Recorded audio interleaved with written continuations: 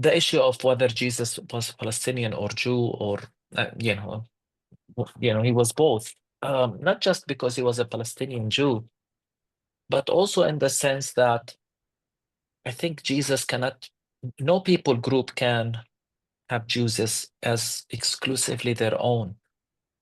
Many people attacked me or challenged me when I wrapped Jesus with a keffiyeh. But this happened in the church, a German church, in which Jesus is blonde and colored, blonde hair and colored eye. We have stained glass window of a blonde Jesus in our church. So in the same context, people were fine with maybe the Germans seeing Jesus as German, but when Palestinians see him as Palestinians, everyone objects. Why?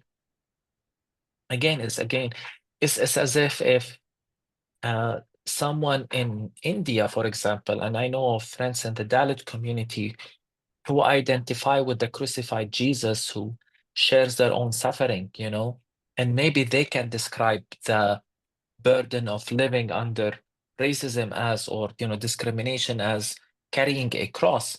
But when Palestinians do it, all of a sudden it's a problem. I can't understand this. And then if there is an illusion, because it's offensive to the Jews given the history of anti-Semitism, it was not us who did this, it was the Europeans who continued to condemn Jews and blame them for the killing of Jesus and so on. And so I know I don't hesitate in trying to, and I'm not, by the way, I never claimed Jesus was a modern Palestinian national activist. That's never my claim. But my claim is that, we as Palestinians see Jesus as identifying with us today in our pain and suffering. We see him as one of us because of his experience being similar to our experience. Have people changed?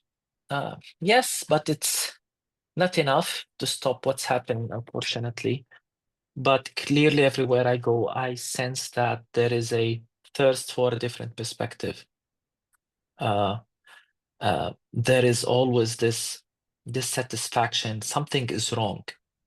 I hear it from many people, and younger Christians are questioning what they received from their older generation.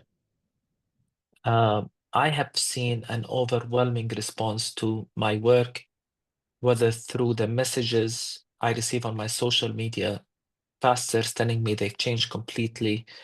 Whenever I travel, I hear it in person.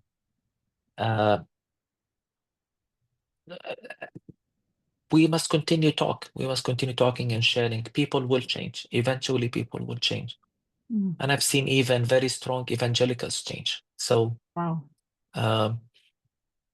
It's a marathon.